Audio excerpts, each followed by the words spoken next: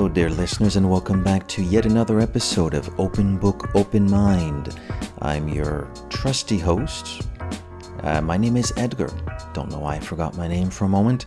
Open Book, Open Mind is the podcast where we discuss books, oftentimes novels, although there might be a plot twist in this week's episode. Our philosophy, my philosophy, hopefully that of the listeners, although you're under no obligation to follow it, is we don't have to love the book. We just have to open it and keep an open mind. Now, I've been teasing for a good few episodes at this point about me recording at least a few episodes that are not necessarily inspired by novels. I believe this might be the 10th or the 9th episode that I record. I should probably know that. I numbered them when I do the editing, but anyways. And other than maybe a little introductory episode in which I regaled you in why it is that I love books so much, I didn't really do any non-novel episodes, whether it was an individual book, whether it was a series, whether it was an author. It was usually about novels. Well, today is that day where we switch things up.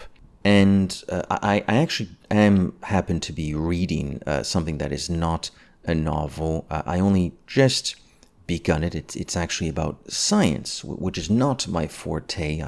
I'm more of a social science nerd, politics, history, all that jazz.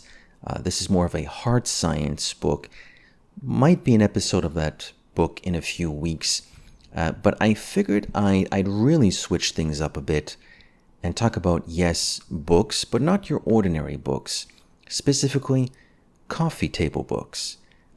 I'm a big fan of those. Now, if there's anybody downloading this, listening to this, that doesn't know what a coffee table book is, it is essentially a large format book, typically hardcover, typically a little bit certainly heavier than your pocketbook, but more sizable and heavy than even, say, a first edition hardcover of a novel or a history book or a science book. We're talking about really massive dimensions. As far as height and length goes, these things are twice, if not three times, the size of a first edition hardcover, for instance.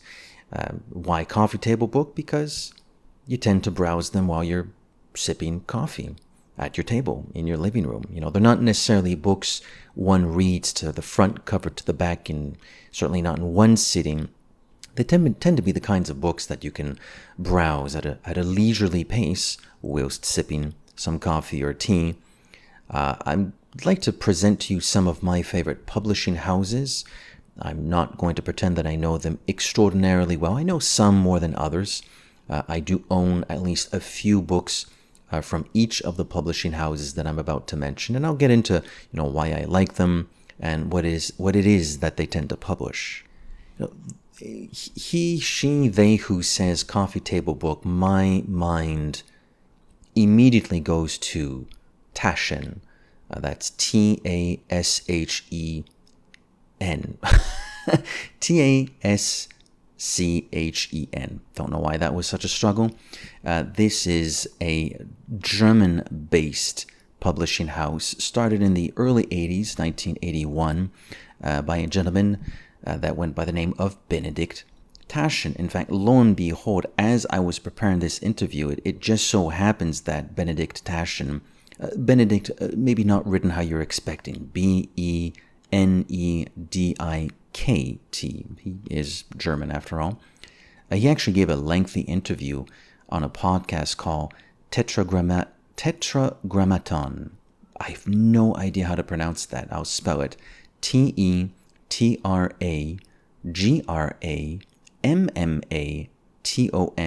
Tetragrammaton. Maybe that's how it's supposed to be said. Interview lasts a good hour and 40 minutes. He goes through the history of the brand, how it started. A very interesting history.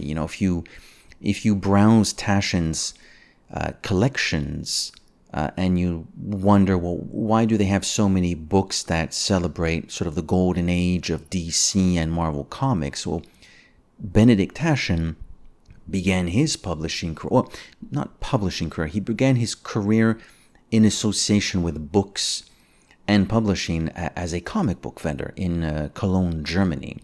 So those roots run deep in Taschen. That's why you have these gorgeous hardcover publications that highlight Marvel and DC comics. I'm not the biggest comic book reader in the world, so I've never purchased any of those nor leafed through any. But given my appreciation of a lot of what else they do, I have to imagine that they're excellent books. I have a lot of their film books, art books, a little bit of their architecture, and a smidgen of their photography, although I haven't dabbled in that too much. You can purchase books in all shapes and sizes. They have XXLs, which are almost grotesquely big. The sort of book that comes in its own box, if you know what I mean. And I have a few of those. I have a Raphael. I have a Leonardo. I have a Hokusai, the famous Japanese woodblock painter. These are books that come in their own boxes. Like they're pretty hefty beasts, but the quality of the paper and the quality of the analysis within are extraordinary.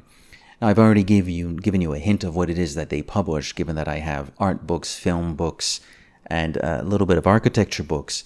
And I also mentioned the Marvel and the DC Comics books.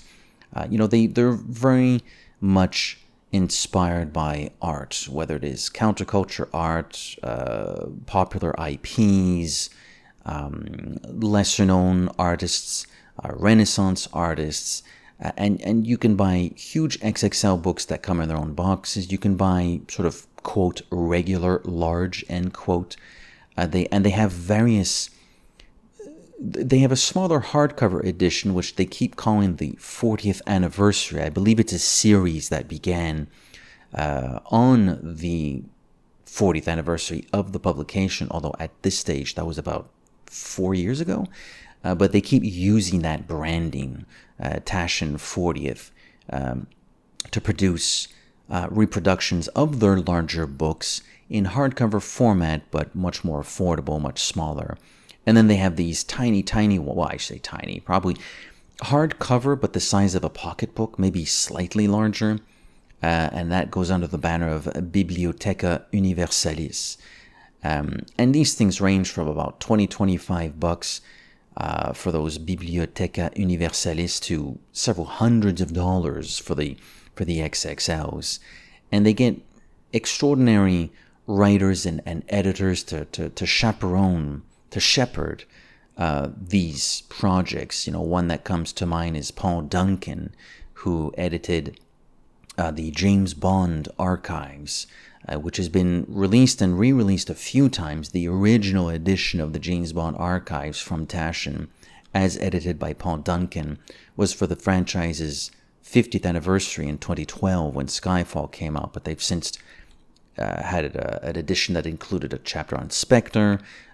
They then had a chapter that an edition, I should say, that included a chapter on No Time to Die. I have the Spectre and the No Time to Die editions. I never got the original. And essentially it goes through the story of the franchise, archival interviews. If the film was a little bit more modern, it could be a more current modern day interview, behind the scenes footage, beautiful still photography, and it goes basically film by film. Each chapter is a movie. So this is a massive tome. This thing is well over, it must be at least over 300 pages or 500 pages. It's pretty massive. I also have the Ingmar Bergman archives, which is the same principle, archival interviews, film by film, all about Ingmar Bergman's oeuvre. As I was saying, I have a Leonardo book, I have a Raphael book, I have a Hokusai book. Not the Hokusai, I think it's a Hiroshige book, and they're very beautifully produced. So if you like art, if you like photography, architecture, certainly a publication house that I can vouch for happily. So, especially knowing that you can buy, you're not restricted to a particular format. If you can't afford the large edition, and they can be expensive, even not the XXL, just the regular L, they're hovering around $100 sometimes. But those 40th anniversary editions are usually about 40 or 45, and the smaller Bibliotheca Universalis editions, those are usually about $20-25. So they really try to be as democratic as possible, and I happily recommend Taschen books.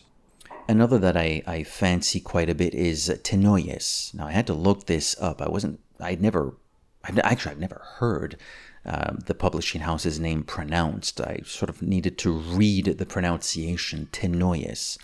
That's Teneus. Teneus,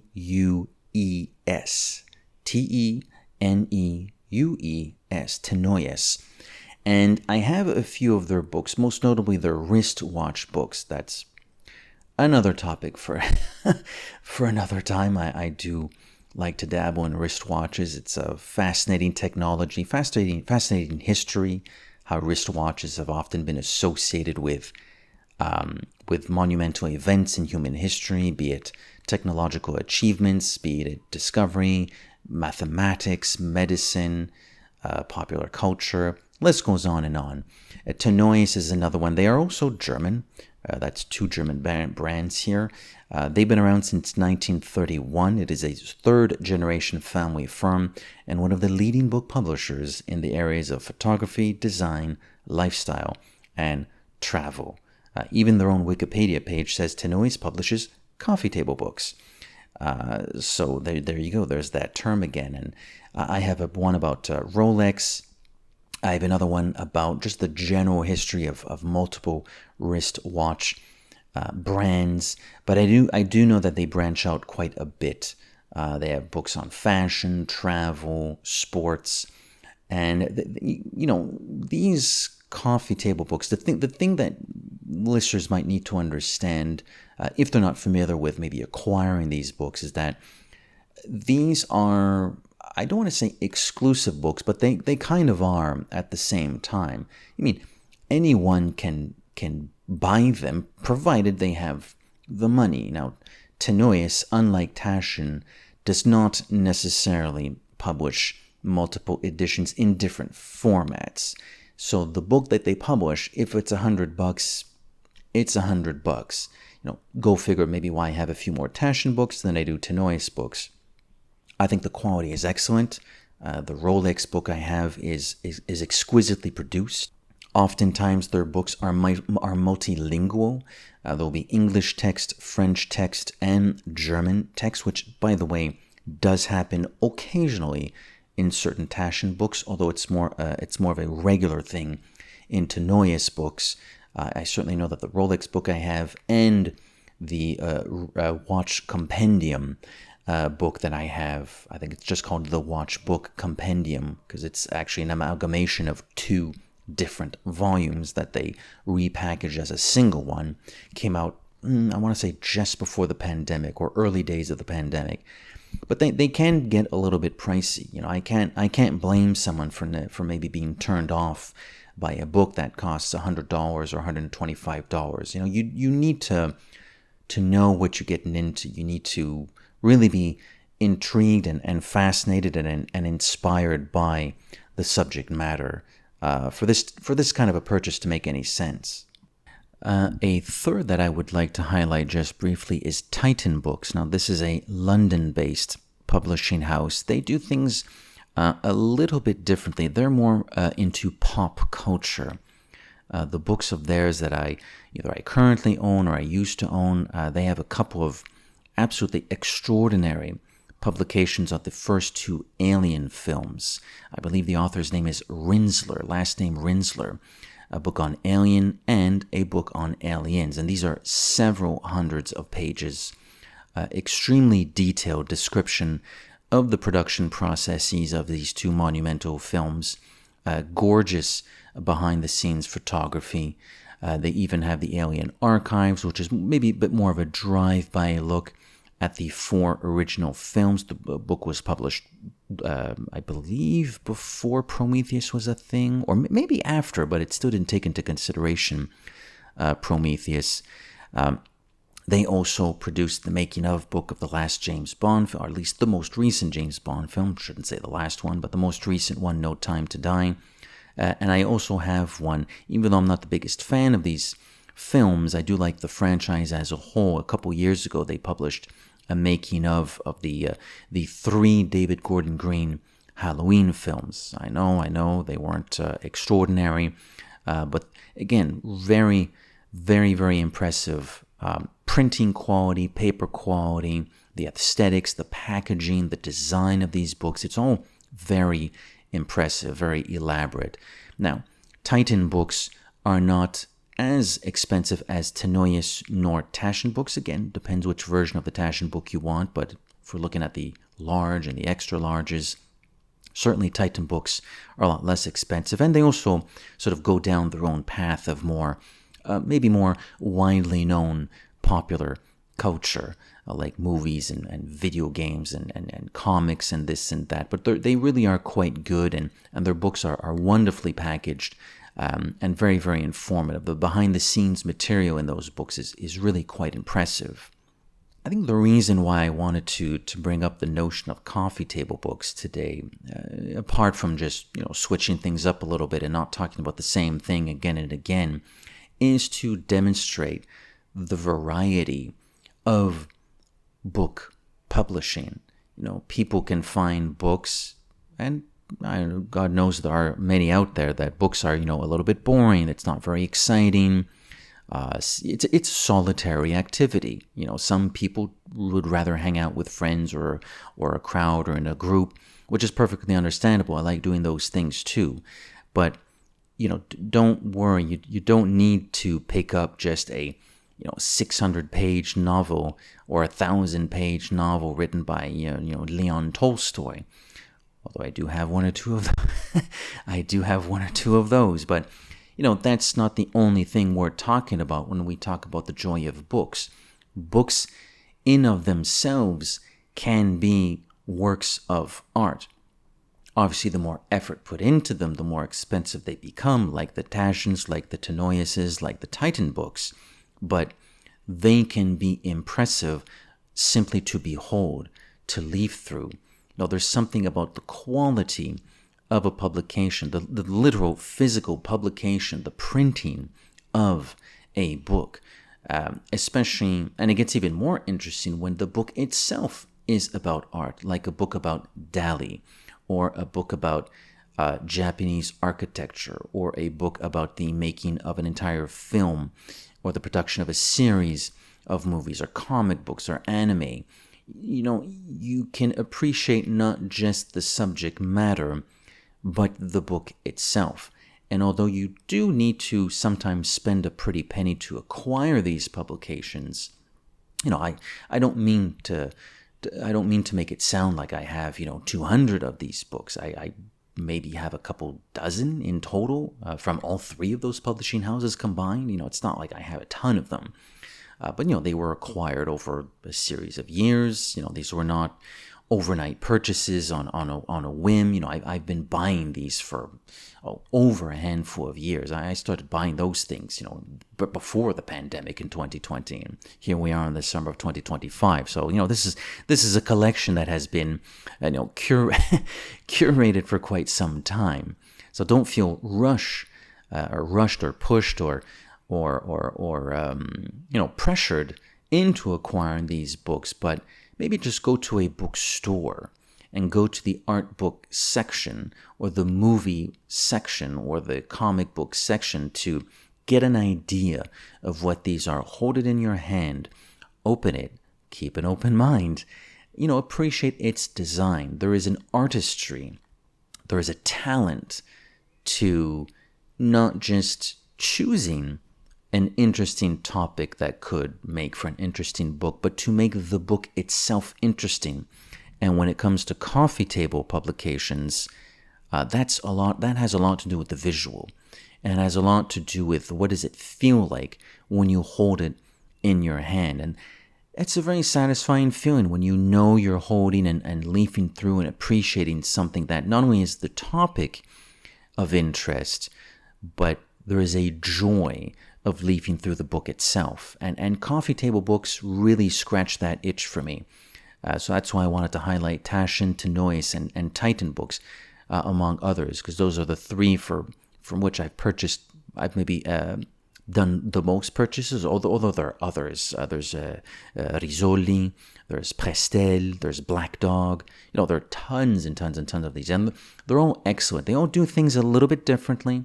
It's never quite the same style. It's never quite the same publication style, but they all have their own ways of doing things, and you can pick and choose your favorites. I'm more of a Taschen person, but I respect a lot of what these companies do because they're really invested in these topics, and they want you to know that you are holding a special book in your hands.